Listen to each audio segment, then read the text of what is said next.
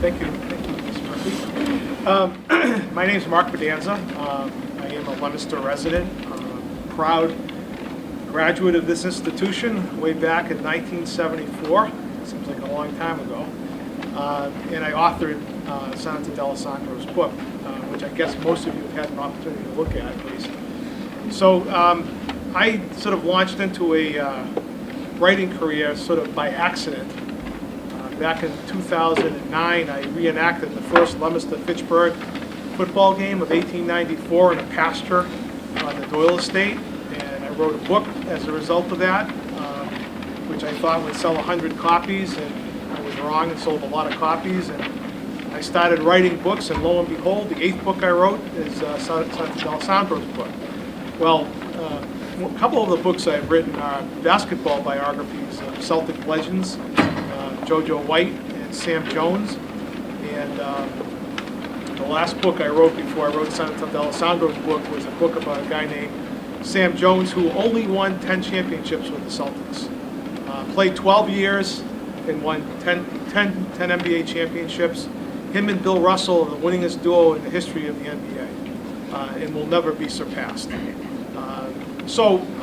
Great guy, and just so happens that I did a joint book signing at the Boston Garden with JoJo White and Sam Jones, and Senator Dallasandro came with another basketball legend, Satch Sanders, who played basketball back in the days that Sam Jones did. And I thought the senator was there because he's friendly with Satch and was just going to show up, and they were coming to the game, but it turned out he was actually looking for me, and the possibility of me writing his story. So we met a couple weeks later, and we started talking about the senator's career and the possibility of a book. And then we discovered that he lives exactly 30 minutes from a coffee shop, Dunkin' Donuts on Route 13 in Brookline, New Hampshire. And guess what? I live 30 minutes from the same place. And for a number of Saturdays over the course of about a year, we met there in the morning, and I interviewed him, and we put together this book. So the essence of the story starts really in about 2003. Of course, Senator Dallasandro's career goes much longer than that, but in 2003, a reporter for the Washington Post wrote a story called Wooing Lou, and it was in their Sunday edition, and it talked about the New Hampshire primary. And many of you who are aficionados of government know that the New Hampshire primary is a very important part of our electoral process when we select the president, because you sort of need to win in New Hampshire to get a good start in the primary battle, which is a long, arduous process. But getting out of the starting gate with a win in New Hampshire is very important. And more often than not, whoever wins New Hampshire will go on to get the nomination and run for president. Senator Dallasandro is a Democrat, and he each year is assailed by all of the potential nominees of the party. This year we have quite a few. I think we're up to about 16 that are in the race, and they all come looking for Lou. So this guy Leibovich wrote the story in 2003 saying this phenomenon about Lou Dallasandro, who happened to be one of the longest serving elected officials in the state, happens to represent a big portion of the Democratic portion of New Hampshire, and his endorsement is very important. So this story sort of sent things viral, went all over the world. So every 4 years, they trot Lou out of someplace, and they put his story out there and say, like, you really need to get Senator Dallasandro's endorsement if you're running for president. So that's an interesting story by itself, but Lou's career is actually even more interesting than just that. The reason he was with Satch Sanders is because for a number of years he ran a basketball camp in New Hampshire. Met Satch Sanders by accident, really, because he was coaching college basketball very successfully at the time. Lou's an athlete himself. He received a full scholarship to Colorado to play football at one point in his football career. Played semi-pro football back in the days when semi-pro football were feeder systems for the pros. Played with a lot of notable players that went on to play in the NFL. So he's got a very interesting and varied career. Ran for governor twice in New Hampshire. Lost to John Sununu over his opposition to the second reactor at Seabrook. Many of you have been up to the beach there one time in your life. Probably saw that big reactor sitting there in Seabrook. Well, at one point they were planning 2 reactors for Seabrook, and Lou was very much opposed to the second reactor, and there were some engineers that donated some money to Sununu's campaign, and at the last minute pushed Sununu over the top, and Sununu ended up beating Lou by 2,000 votes in that primary. So a long, interesting story. Great guy. I've had the honor of becoming his friend, not only just writing his story, and had the ability to learn a lot of things about electoral politics, and it's been a fascinating journey, and this year it gets even more fascinating as I watch him maneuver through all of these people that are looking for his attention. We were having coffee a couple of Saturdays ago in that same coffee shop in Brookline, and the phone rings and it's Cory Booker. And that's not very unusual for Lou. He's getting these calls all the time. And we both had a chance to look at some of your questions. Great questions, and definitely shows that you've looked at the book, which is nice. So at this point, I'll turn it over to Lou for a few words, and I'm sure he'll be happy to answer any questions that you guys may have.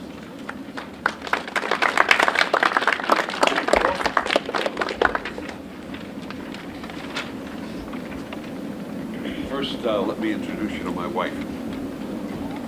For all of you guys, this is the most important thing you do in life.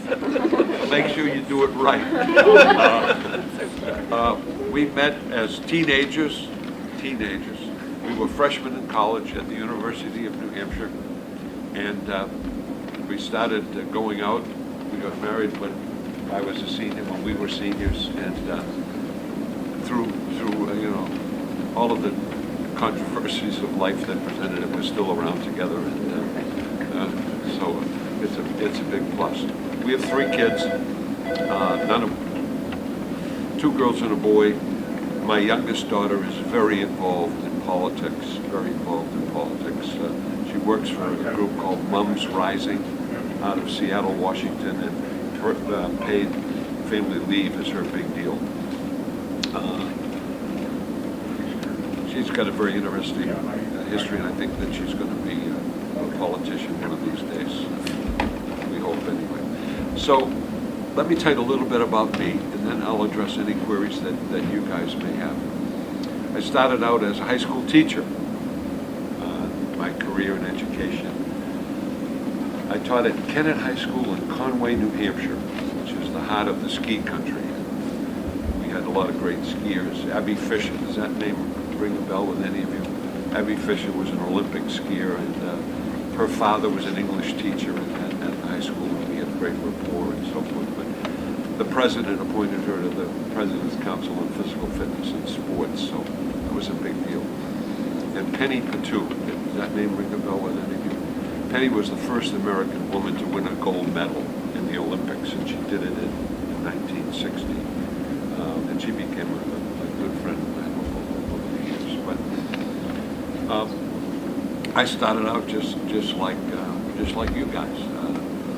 I was from a neighborhood in East Boston, Massachusetts. My parents were both sons and daughters of immigrants. I lived in an Italian-American neighborhood, and there was a great history of Italo-Americans here in Leominster. Went to a little parochial school called St. Lazarus School. Had a little incident when I was a kid. Our house burned down. We lived in a 3-decker, and it burned to the ground. The guy was smoking in bed on the first floor, and he burnt the house down. And we lost everything, all of our everything we had. And there were 3 boys at the time and a family, so we were placed around with neighbors and friends until we could get together. My dad could put some money together to get another house. So as a result of that, I've had a very good relationship with the firefighters. They've been great supporters of mine and great friends of mine. So I'm very lucky. I come from an athletic family. My older brother was a wonderful football player at Bedford High School. I was a fairly decent football player. I graduated from Worcester Academy, which is very close here. I was captain of the football team. I got an athletic scholarship to go to college, which was very beneficial. And it was in college, a day in college, that really my life made a big turn. John Kennedy was coming to the University of New Hampshire, and he was going to speak. And at that time, he was a United States Senator, but he was running for the presidency. So I said, geez, I really want to hear John Kennedy. So I went to the building where he was speaking. It was New Hampshire Hall. The building was overcrowded. You couldn't get in. So I went around to the side of the building, and I got a window, and I pushed it up. I jumped up on a windowsill, and I was like this, and I jumped down, and I came to a stairwell. I landed on the step, and I was just like this, young lady. And all of a sudden, there was a hand out. The guy says, "Hi, I'm John Kennedy." I said, "Hi, I'm Lou Dallasandro." That's how I met John Kennedy. Now, in today's world, I would be killed, right? The Secret Service would have shot me, and they would have dragged my body out of New Hampshire Hall. And I would have been famous as the guy who got shot trying to meet John Kennedy. Well, it didn't work out that way. There was no Secret Service at the time, and I met him, and I listened to his speech, and I was really fascinated by this guy who seemed to have everything. And he was a big war hero. He was a Harvard graduate, United States Senator, and he represented the district that I came from. So it gave me the desire to get involved, the desire to get involved. So my first involvement was teaching, and got a job teaching at Kennett High School, and then evolved, had athletics, played a big part in my life as a coach, and so forth and so on. Then I got involved in politics. I ran for the House of Representatives. I won a seat. Then I ran for the Executive Council, and I won a seat. Then I had a couple of bad trips when I ran for governor, and I lost. And things sort of were at a standstill. We were broke. We had debt. We had to pay off the debt, and worked hard to do that. But that was a tough time in a person's life. And then all of a sudden we had a regeneration, and in the meantime I had a series of jobs. I became a college president a couple of times. Then I became vice president of the university and ran continuing education. But all of a sudden in the maybe the late 80s, when Mark Leibovitz, do any of you read the New York Times magazine, Sunday Times magazine? Leibovitz, he writes stories every week in the magazine. So all of a sudden, as Mark said, Leibovitz comes to see me, and he decides to write a story about me. And this is at the time when politics is going bananas, because the primary season is flourishing in New Hampshire. So Leibovitz decides to write this full-page story in the Washington Post, and it says, I'm going to paraphrase it, it says, "If you can't get Lou Dallasandro's support, you can't be the president." Now, how could you believe that? I mean, how could my support make a difference in becoming president of the United States? It's kind of erroneous, don't you think? But people believed it. So this article got all over the country. It got to the Los Angeles Times, it got to the St. Petersburg Times, it got to this, it got to that, and there was a big deal about wooing Lou. So, everybody in the world gets about 15 seconds of fame. Well, I got 20 seconds of fame. And as a result, was sort of thrown into presidential politics. Now, I had been involved in presidential candidates. I supported Gerald Ford when I was a Republican. He became a good friend of mine, a wonderful, wonderful guy. And I supported a number of candidates. But Leibowitz's article brought me to the point where presidential people called me. And it's been that way. As a matter of tonight, I'm going to go and meet the mayor of South Bend, Indiana, Pete Buttigieg. Okay, he called me last night. Pete. And we're going to meet tonight at 5 o'clock prior to a big deal he's going to put on in Manchester. Now, he's raised $9 million. And do any of you know him? I mean, have you seen his picture? Yeah, he's like 12. Yeah, he looks like, and you're an old man compared to him. Young man. But anyway, he's a little fellow and a nice guy, got a great dossier, he's got a great background, but he raised $9 million. He's running for the presidency. He calls me and wants to meet with me tonight at 5 o'clock. Well, I'm sure he called everybody, right? You make calls to everybody. So that's how this thing has grown. And Mark just did a fabulous job of putting a book together that kind of indicates my life, how the trip has been, and how it's worked out. And it's worked out pretty well for me. And in some ways, I've had an opportunity to make a difference. I think our efforts won the primary for Hillary Clinton against Barack Obama his first time around. I went door to door with her, and I think people found out that she was really a lot better person than the perception of her was. Although we lost the election, we won the New Hampshire primary.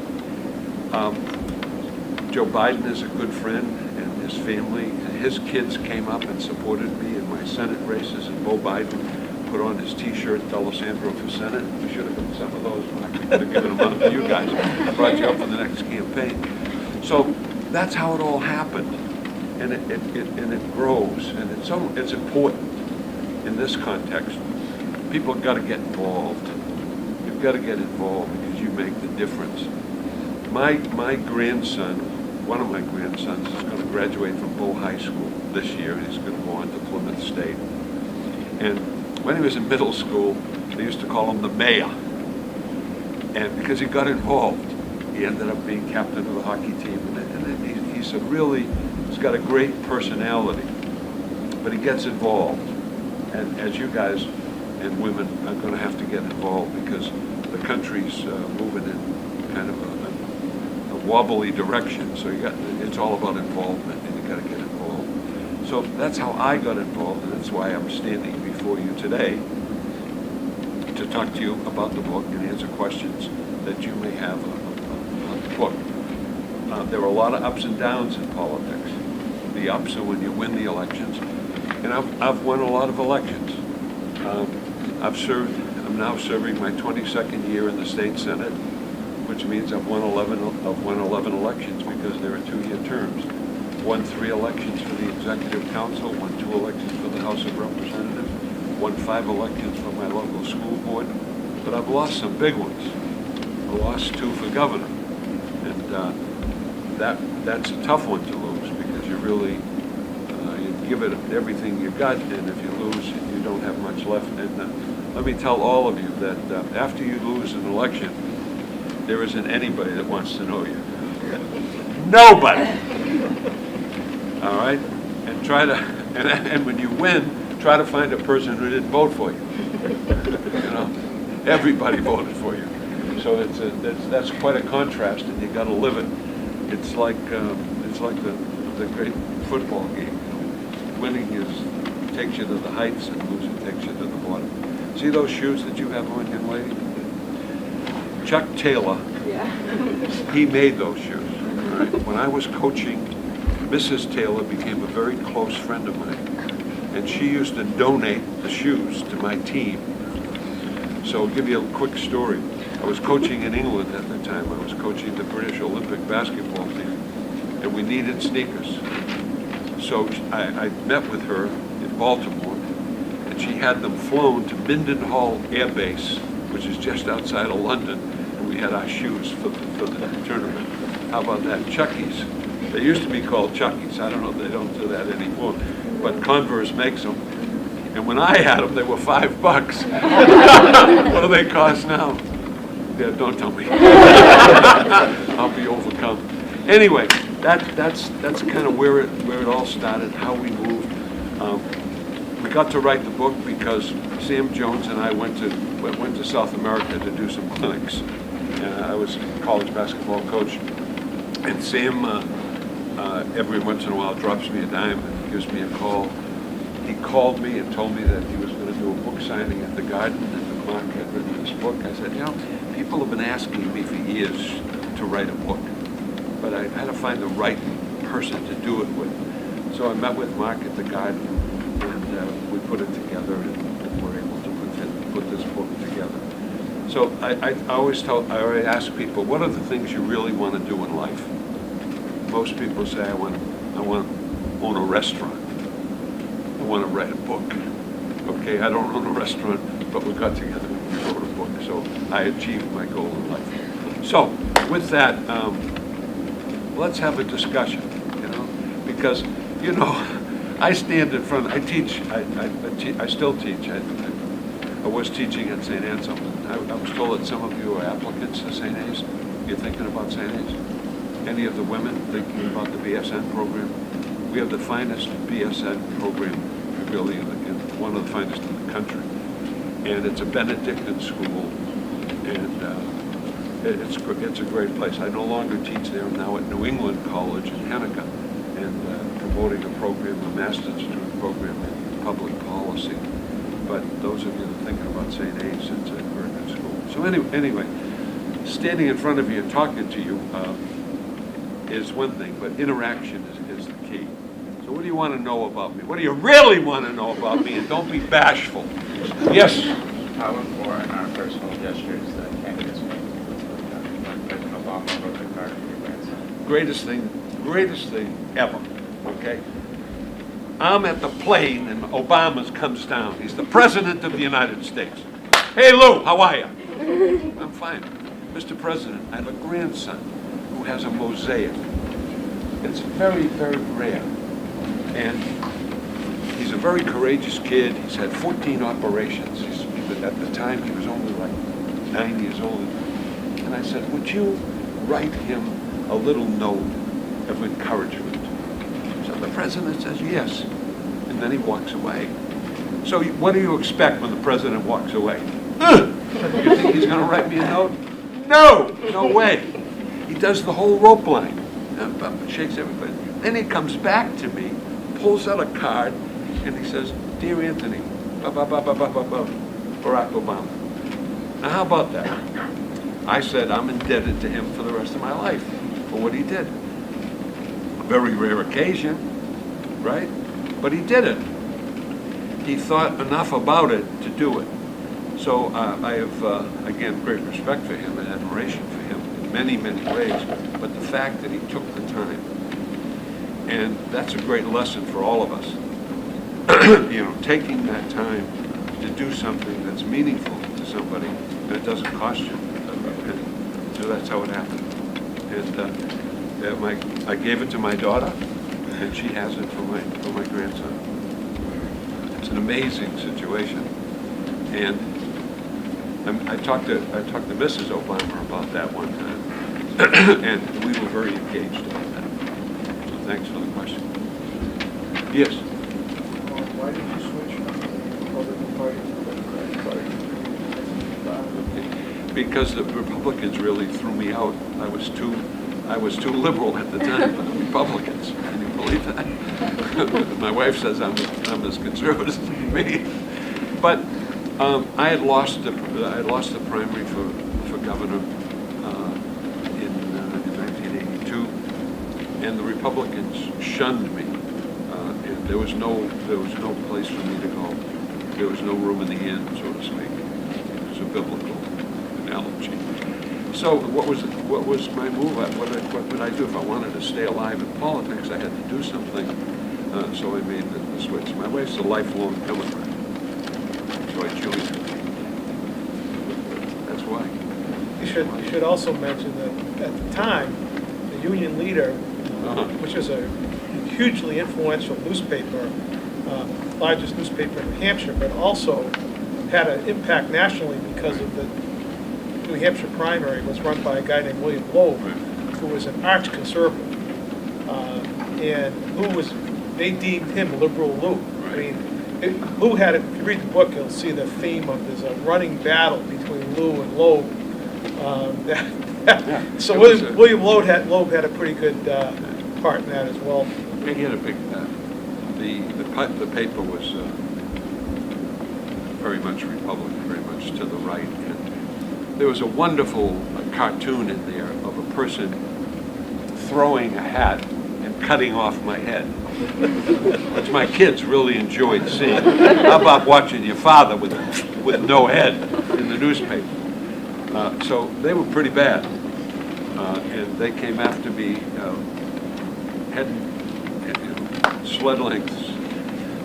One of the great tributes of this life is to be editorialized on the front page of the Rag. Dwight Eisenhower, Jerry Ford, Jimmy Carter, Lou Dallasandro got a front page editorial. Of course, defaming me, but I got a front page editorial. So I'm in class with some pretty good guys. Please don't be bashful. Let's get you, young lady, and then this gentleman. For every presidential election, do you always endorse a candidate, and have there ever been that you haven't? I pretty much do it every time. Has there been a time when we haven't? Not really. You got to make a decision, particularly when you hold political office. You got to do something eventually. And so I try to do it, or I have tried to do it every time. This time it's going to be really tough. Really tough. Who has been your favorite president to meet? Who's been my favorite president? Yeah. Well, to be honest with you, I thought Gerald Ford was a great guy, and he came in at a most disturbing time. And I'll give you a quick anecdote. I was in Budapest, Hungary, the night that Nixon resigned. I was in the embassy because the State Department had sent me to Budapest. The Soviet government asked for a loan, so I was doing some work there with an athletic team. So all of a sudden, they start taking down the pictures of Nixon and putting up the pictures of Ford. The Russians can't believe it. What's going on here? What's going on? There's a transition without the place blowing up, which is really something to think about, right? When you make a transition like that. So,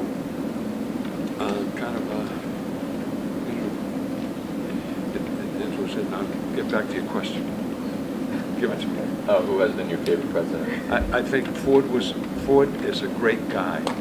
As a human being, he's at the top of the list. Football player. Any football players here? All right, he was a center for the University of Michigan, All-American football player. But a down-to-earth guy. I sat down with him just like we're doing right now. When he's the president of the United States, he's got his pipe, which he smoked very much. So I thought he was really good. Bill Clinton was one of my favorites because I think he had charisma, really had charisma. Now I got to tell you that he appointed me as a director of the Federal Home Loan Bank, so he had good judgment. I've got to give him that. So Ford as a person, as a president, Clinton, I think did some very good things for the country. Jimmy Carter, bright, capable guy. He appointed me to a commission, Governor's Commission on Balanced Economic Growth and Development. An engineer, submarine commander, wonderful guy. Had a better life after he was president than he did as president. But I would say he's the most decent guy. Didn't serve alcohol in the White House. Can you imagine going to a party in the White House and you can't have a drink? You guys and girls know all about that. Okay. But he was good. Those are the two that I would designate as the big hitters. Ronald Reagan was a good guy. I did a number of personal appearances with him. And he was a very nice guy. Very nice guy. I don't know. I won't say that much about his presidency. Who else? Yes. Are there any like certain ways you think you have to campaign, or like specific places you have to go for, like New Hampshire specifically to win the primary? Yep. Yes. You got to go to Shea Vashon, which is in my district on the west side of Manchester. You got to go to Shea. I was there with Clinton, Mrs. Clinton, taking all kinds of people around to that one. But it's the classic French restaurant in the French section of Manchester, where everybody goes, and they have pouton, and you know, it's a delicacy. So you got to make a stop there. It's like the place you have to be, and everybody wants to be there. They want to be there right after the 10 o'clock mass, because those that still go flood to the restaurant for breakfast. So it's a big deal. It's big. And the next place you got to go is the Puritan. That's the biggest restaurant in New Hampshire, and it's a must-do stop. It's a must-do stop. Those are the places you have to go. Used to have to go to my house, but my wife put a stop to that. Yes.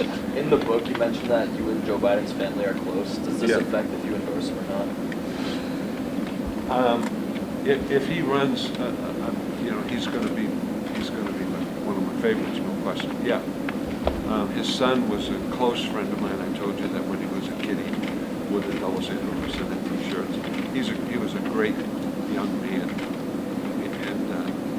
and have had a very close relationship with Joe Biden for many years. It goes back to the 80s when he was elected to the Senate.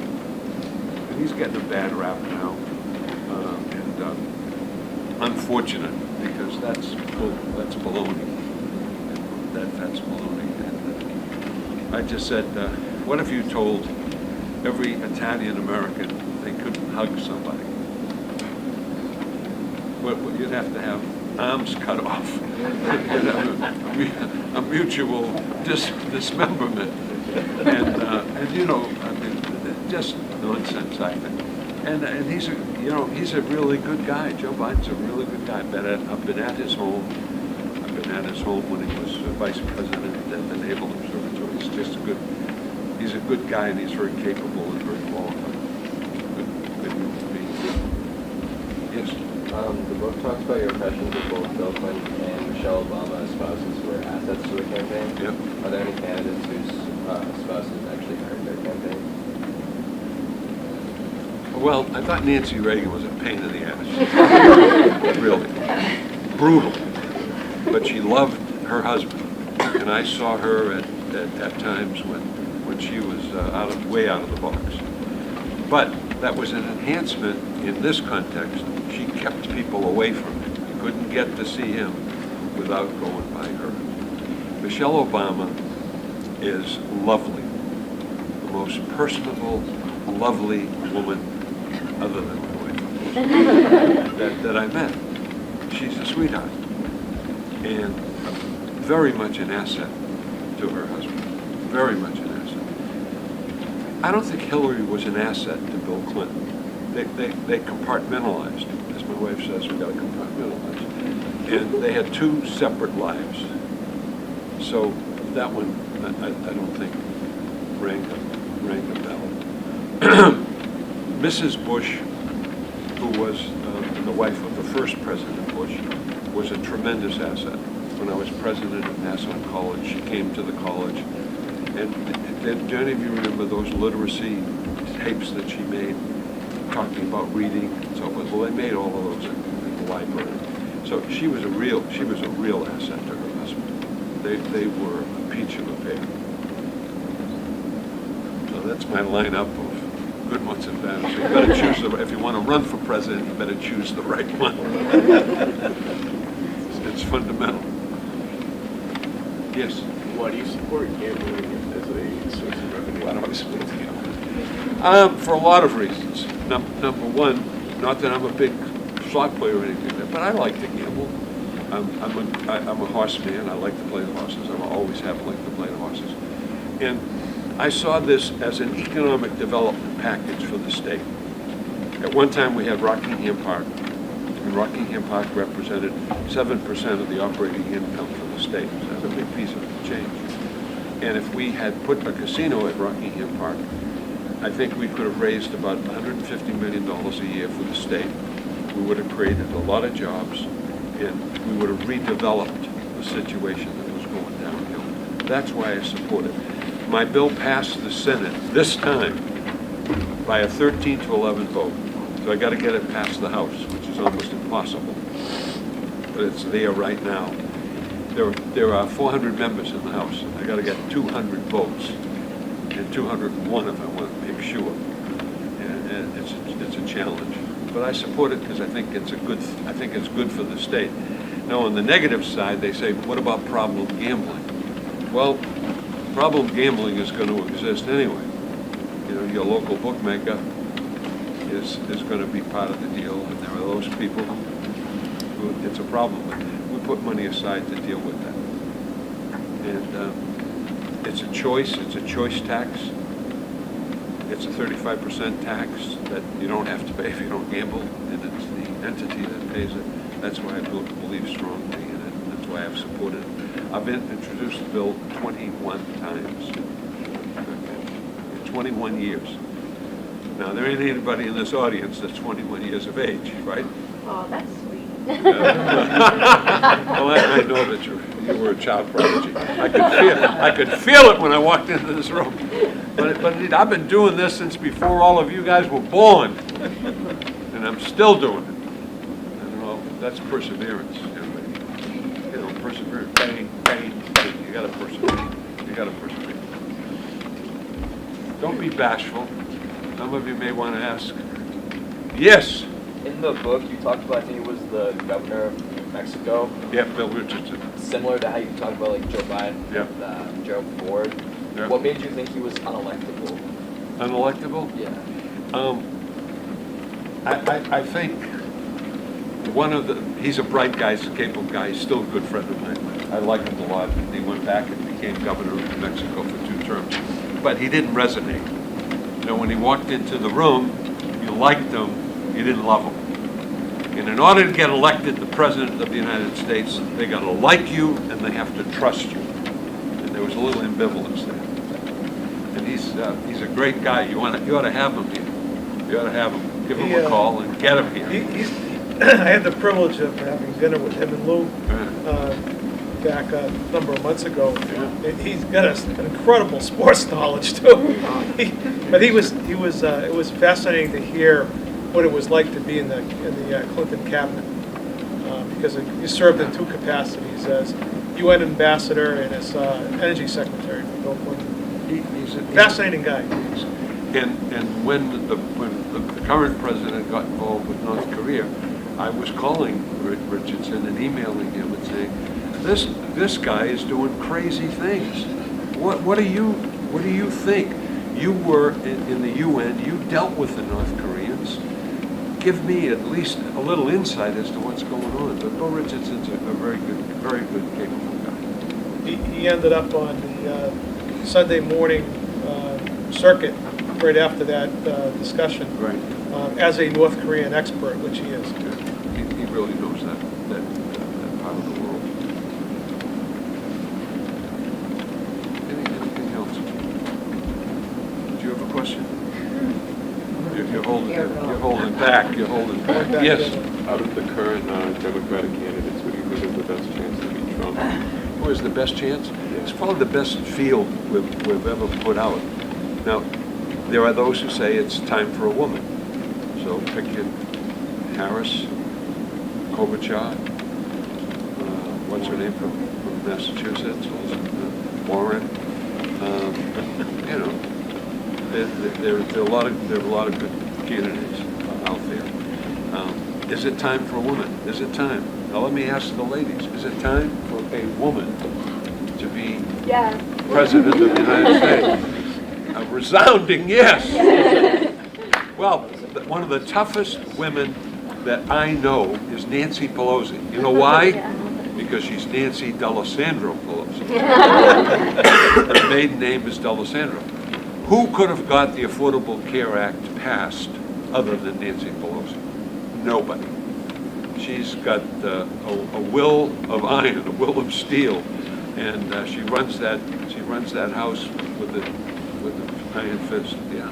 Since you talked about so many like close relationships that you have with other politicians, Right. have you ever felt like conflicted when endorsing someone because you're fearful that it might jeopardize your friendship? Yeah, that's a wonderful point. And you know who's really got me on that one? Chris Dodd. Remember him? He was senator from Connecticut. Okay, and he ran for president. I was just saying she was very young. You're very young. Well, it was only a few years ago. But anyway, Chris Dodd. So we honored him at St. Hayes. We dedicated a room to him, and he said, "Well, should have done it when I was running for president." But you know, you make choices, and you have to live with the choices you make. That's why you want to be very, careful about what you do. The decision-making process is a difficult one. Do you often find that they're like respectful of your choice though? Like say that if like Joe Biden did run and you didn't end up endorsing him, do you think that your friendship would be able to withstand that? Because like you could separate it? Yeah, possible. Not probable, but possible. Look, that's the toughest thing and toughest one going. Because everyone perceives that they need everybody's support in order to do it. Very tough decision. And the ramifications are pretty strong when they look the other end. Yes? Like on a more broad note, what's your like favorite part about being a politician or like the hardest part versus My most favorite part is being with people, talking to people, helping people. Kind of when somebody comes to me with a problem, when I can solve it, that's great. When I can solve it. The most disappointing is when I can't solve it. And that's why I'm in the business, to help people. And that's really, I get $100 a year, so it ain't an economic situation. I couldn't do this if my wife didn't support me when she was working, and if my jobs that I had didn't support me. When I ran for public office, and this is, maybe you read this in the book, I was a college basketball coach. My team used to practice at 10 o'clock at night. We used to practice from 10 to 12 so that I could be in the State House working during the day. So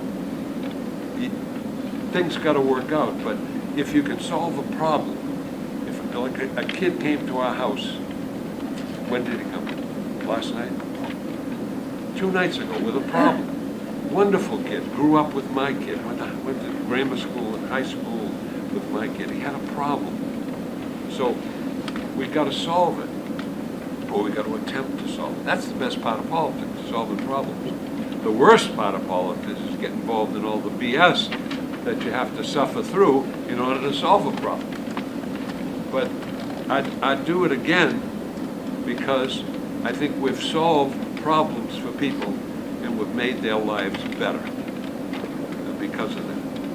And I think the biggest problem with politics today is most people aren't willing to do that. That's the shortcoming of politics. We don't get into it like we should. Do you agree?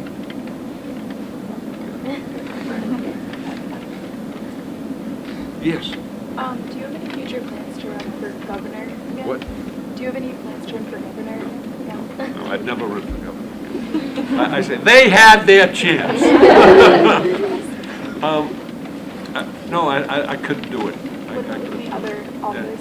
Huh? What about another office? No, I love the Senate. I've got 22 years in the Senate.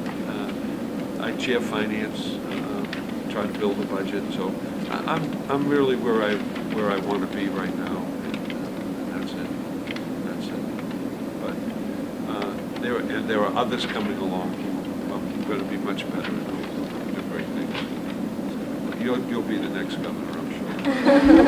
Yes. You talked about like the bill for like the casino and stuff. Are there any other like recent bills that you felt like particularly strong about? Yeah. Yes, sure. I sponsored a bill that was very close to me, and that was the birth records bill. It took me a long time to get that passed, but I believe that everybody should know who their biological parents are. So I sponsored the birth record bill. It had lots of flack, lots of flack. We finally got it passed. Testified in Maine, in Massachusetts, in Rhode Island. I worked in New Jersey. I worked in New York to try to get other states to accept that bill. That was a real milestone. I sponsored the School Feeding and Nutrition Act years and years ago to make sure that everybody got a meal provided in school. That was a big deal for me. They fought me tooth and nail to get that one passed. Could you explain a little bit about the Birth Records Act? Sure, I'm not sure. sure. The birth records bill in New Hampshire in the 1970s, if there were an adoption that was created, the records were sealed. Only the people involved in the adoption, let's say the parents, knew what was going on, and those that were providing the child. The child themselves had no record, didn't know anything. The birth records were sealed. You couldn't get to those birth records. You couldn't get to them. And that was going to remain in place. So I have an adopted daughter and an adopted son. My adopted daughter wanted to know her birth records. She was adamant she wanted to know her birth records. So I worked the bill. And as I said, I worked the bill hard. Who was against me? The church, tooth and nail against me. The adoption agencies paid big money. You know what it costs to adopt a child? $25,000, $30,000, $40,000, $50,000. Okay? So they didn't want their sources to be recognized. But think about the kid, particularly as it relates to medical history. Medical history is so important today because of the things we do. So this bill allowed for the person to access their records. And there's a parental consent. If the person who was your real parent didn't want contact, signed off. If you didn't want contact, signed off. So we put all those provisions in place. I was on the floor of the Senate when I fought that bill. I won it by one vote on the Senate. One damn vote. And I get a call. I'm in the Senate anteroom. I get a call from a woman in New York, and she's crying on the phone. She's saying, I've waited for this forever.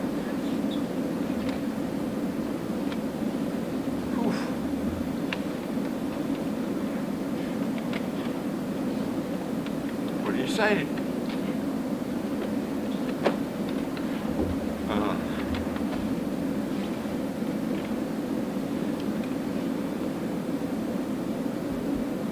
We made her life better. You know what I think of that? Jesus. So we're coming, really? Sorry. And it is because that person said that she had waited all of her life for this. And think if you can make one person's life better. So that's what it was. And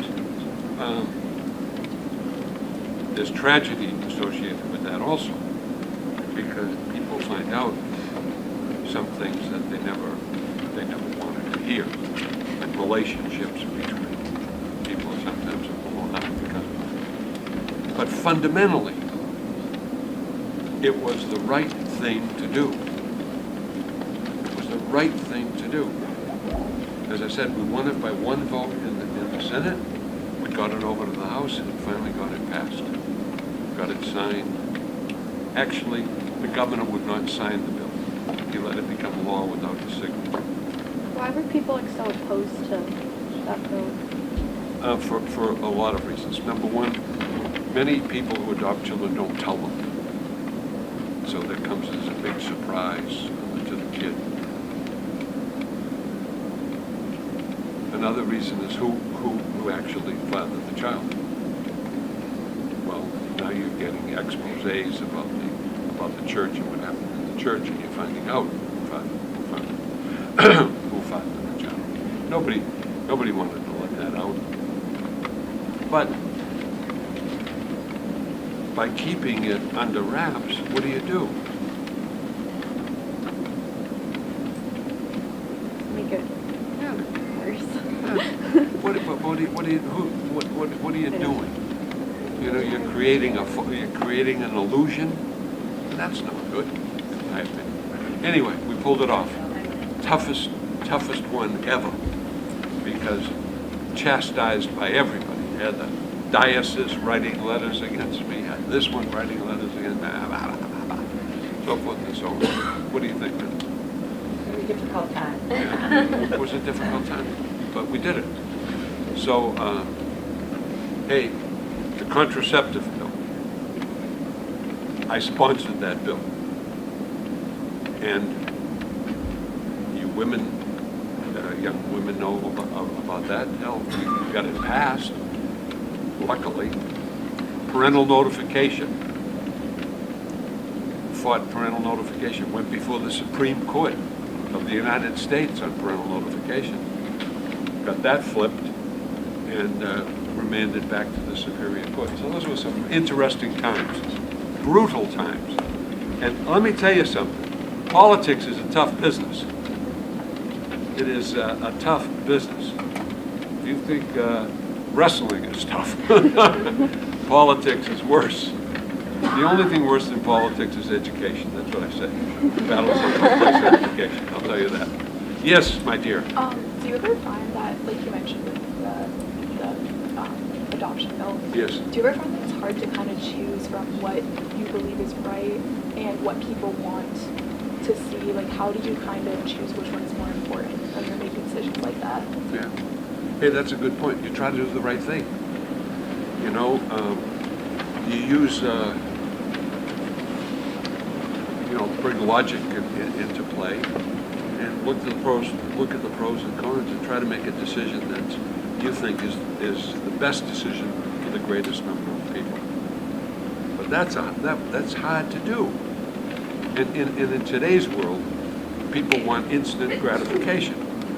So if you take the time and effort to get it done, sometimes the moment passes. And that's something we have to be very careful of because of the world as we see it. But you got to do what you got to do. Maybe one more question. Yeah. Do you have candidates who court your vote but don't listen to the suggestions you give them to rattle in your head? Yes. All the time. Listen, now you're not the Oracle at Delphi, but people say, "How can I win this election?" Blah, blah, blah, and so forth and so on. I told you there are two things I tell every candidate who talks to me. Every candidate, they got to like you and they've got to trust you. That's it. And think about your life, and you and you and you and all of you. If you like a person and trust that person, you are more likely to have a relationship with that person that lasts basically for the rest of your life. But if for some reason one of those becomes disconnected, if a person crosses you, you trusted them and they cross you, that's a line of demarcation that you don't cross again. And it's so fundamental that it's hard to believe. It's so basic, trusting somebody and having affection for somebody. It's a basic human component. It's a component of life. And yet we let all of that go by the boards. We really do it. So we don't stress the fundamentals, because fundamentally, there's a base. And we all have to live with that base. That's how you should live your life. What a great way to end the talk. Well, thanks. The base, you know, Base, right. how you live your life, guys. Right. Well, thanks for having me. Thank you very much. Great to see you. Hampshire. My office is on the first floor of the State House, room 117. You're all welcome, anytime, anytime. Thank you. Thank you. Thank you.